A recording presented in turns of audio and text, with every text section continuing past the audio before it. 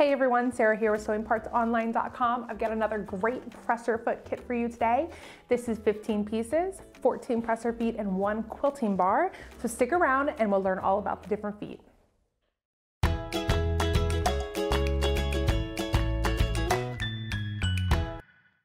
First, we have the non-stick foot.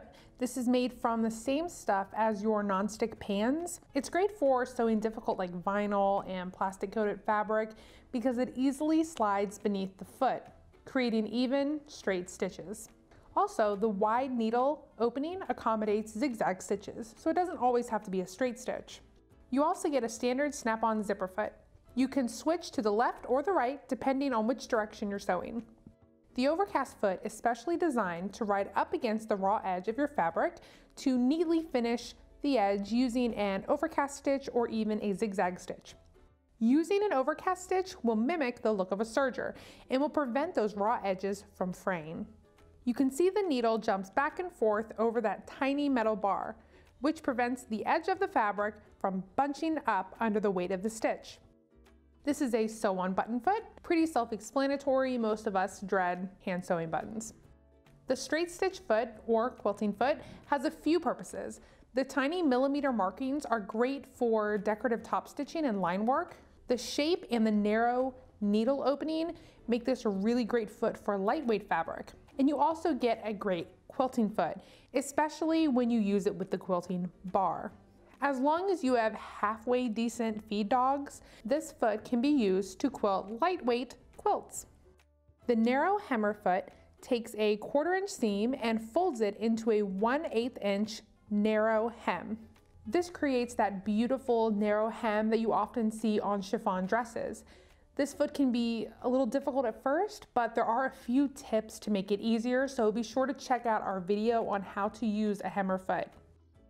The cording foot is an awesome decorative tool. You can use this to sew thin cords, yarn, and ribbon onto your fabric. Using a zigzag stitch keeps it all in place.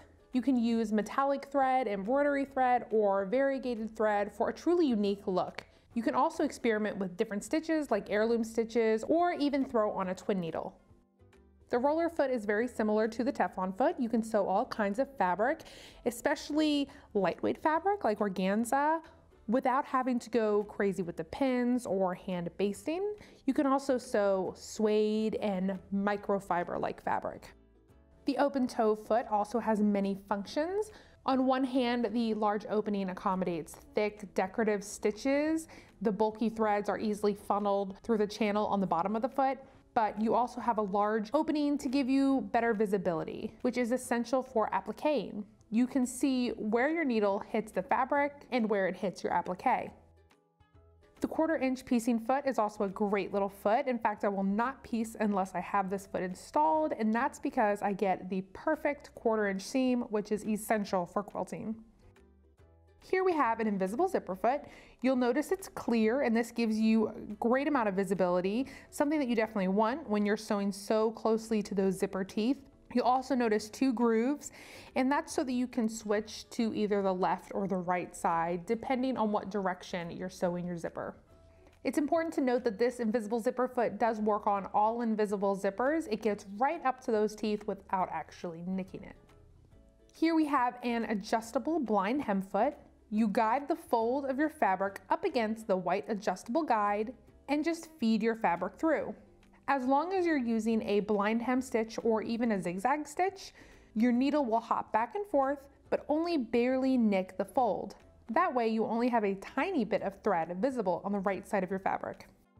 The gathering foot assists in gathering a single layer of lightweight fabric. All you do is increase your stitch length and your tension to about 7 or an 8. Make sure you're using strong polyester thread so that it doesn't break underneath the increased tension. And if you do multiple lines of stitches, you get yourself a nice little ruche. And if you really want to have some fun and get some really great tight gathers, use elastic thread in the bobbin. The 5-groove pin tuck foot creates, you guessed it, pin tucks. Pop in a twin needle, add an extra spool of thread, turn up your tension, and just start sewing. Sew multiple parallel lines, and you've got yourself some nice, neat, tailored pin tucks.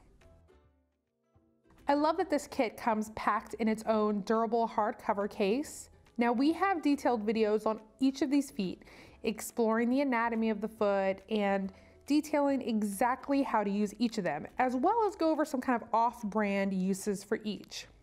Now this kit fits most low shank machines. However, if you're not quite sure, just give us a call. We're happy to help. Please be sure to share and like this video. We really appreciate the support. If you want to come and hang out with our sewing community, you can visit us online at sewingpartsonline.com or on Facebook at facebook.com/sewingpartsonline, Twitter at sewingparts, Google+, Pinterest, Instagram, we're everywhere. And be sure to subscribe by clicking that button below for next week's sewing video.